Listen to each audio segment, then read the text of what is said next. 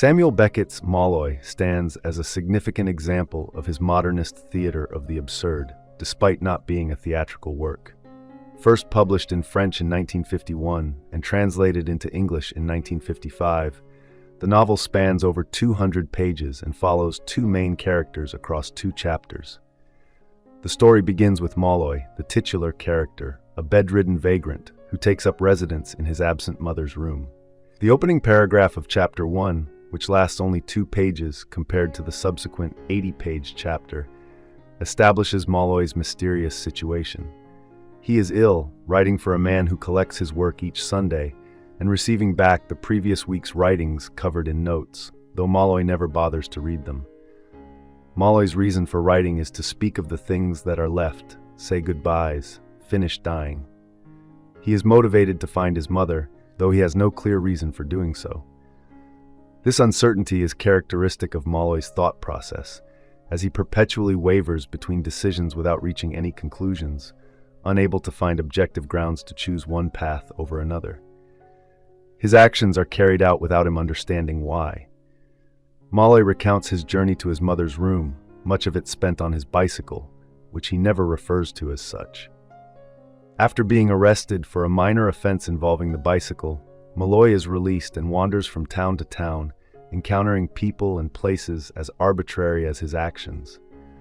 Among the characters he meets are an elderly man with a stick, policeman, and a woman whose dog he accidentally kills after running it over with his bicycle. His relationships are equally vague, as he forgets the names of people, including the woman he may have fallen in love with, either Ruth or Edith, he can't quite recall.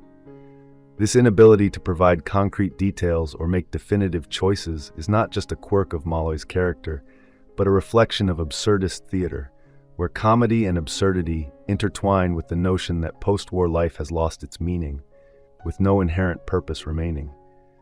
Molloy's final encounter is with a charcoal burner living in the woods he has been wandering, whom he attacks irrationally. The absurdity of the act is deepened by the reader's uncertainty over how Molloy ends up back in his mother's room after sinking into a ditch. In the same woods, Jacques Moran is introduced. Moran, an investigator tasked with finding Molloy by his boss, Yudi, embarks on his own journey with his son, also named Moran. Their journey is as ambiguous and unsettling as Molloy's, filled with uncertainty and a sense of unease. While there are numerous thematic similarities and shared traits between Molloy and Moran, there are also clear contrasts. Molloy is driven by questions and uncertainty, while Moran is logical and reasoned. His motivations are grounded in his strong religious beliefs, though these beliefs are contradicted by his own hypocrisy. This internal division mirrors Molloy's existential uncertainty, but Moran appears to arrive at decisions through objective reasoning, which grants him a sense of internal consistency. However, this consistency begins to unravel as the story progresses. As Moran and his son journey across the countryside, they are hindered by the harsh elements, their lack of preparation, and a mysterious decline in Moran's physical health. Moran sends his son to fetch a bicycle, and during his absence, Moran encounters 2 strangers. In a moment reminiscent of Molloy's irrational attack on the charcoal burner, Moran kills one of the men. He hides the body and, abandoned by his son, makes his way home in a weakened state. As Moran continues his journey, his narration grows increasingly bizarre, posing odd theological questions. These musings, though not delusional, are existentially nonsensical, reflecting Moran's creeping madness, or perhaps not madness at all. His previously rational mind begins to warp under the weight of the expectations placed on him, both by Yudi and by others who have tasked him with finding Molloy.